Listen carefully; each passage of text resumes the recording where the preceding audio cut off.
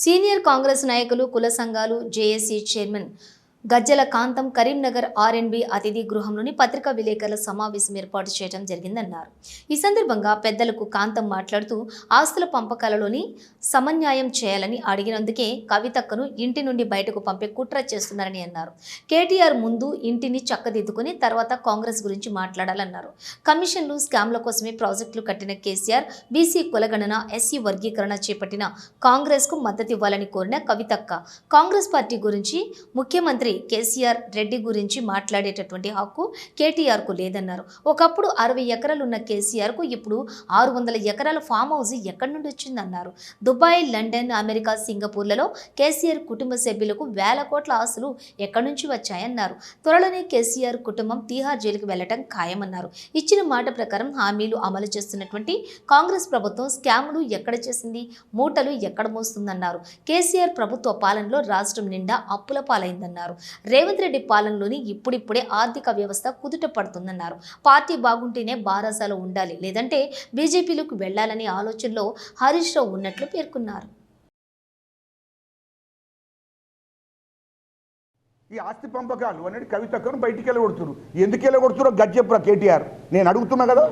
ఇటు ప్రజలు మోసం చేశారు, ప్రజలు మభ్యపెట్టారు, తెలంగాణ ఉద్యమకాలను మోసం చేశారు, తెలంగాణ ఉద్యమకాలను నాశనం చేశారు, తెలంగాణ సెంటిమెంట్ని వాడుకొని.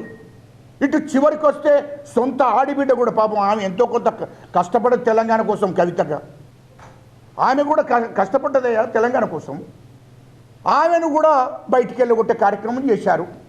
సొంత ఆడిబిడ్డను కేసీఆర్ నీకేమి నీతి నిజవుతున్నాయా, నాకు అర్థం కాలే. సొంత బిడ్డనయ్యా అంటే సొంత బిడ్డను కూడా బలి చేయడానికి మీరు సిద్ధపడ్డారంటే ఇక మీ అంత నీచులో కూడా ఉన్నారా భయ్? ఉన్న ఒక్క ఆడిబిడ్డ. మీరు ఇంట్లో ఆడిబిడ్డనే మోసం చేస్తున్నారంటే రాష్ట్రంలో ఉన్నటువంటి ఆడిబిడ్డలందరినీ మోసం చేస్తారన్నట్టే కదరా భయ్ మీరంతా. ఇంట్లో ఆడిబిడ్డనే, ఇక రాష్ట్రంలో ఉన్నటువంటి ఆడిబిడ్డలందరినీ మోసం చేయడానికి మీరు సిద్ధమైనట్టే కదా. ఆమె అడిగింది సామాజిక న్యాయం ఉండాలని అడిగింది. అడిగినందుకు ఆమెను బయటకు పంపిస్తారా? బీసీల గురించి ఎందుకు మాట్లాడలేదు?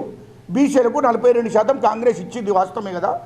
ఆ రిజర్వేషన్ ఇచ్చింది, దానికి మద్దతు చేస్తే అయిపోతుండే అని ఇది డిస్కషన్. అసలు డిస్కషన్ అసలు ఏందక్క ఈ ప్రాబ్లం అంతా అంటే ఇవి అసలు కథ ఇది.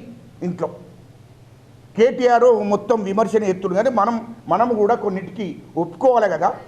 42% రేవంత్ రెడ్డి గారు ఇచ్చారు కాంగ్రెస్ ప్రభుత్వము.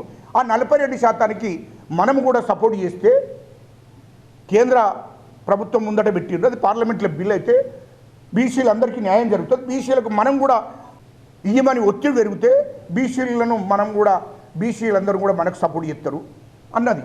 బీసీల గురించి మాట్లాడినందుకే ఇంకా ఎస్సీ వర్గీకరణకు మనం కూడా మనం ఉన్నప్పుడు ఎట్లా చేయలేదు.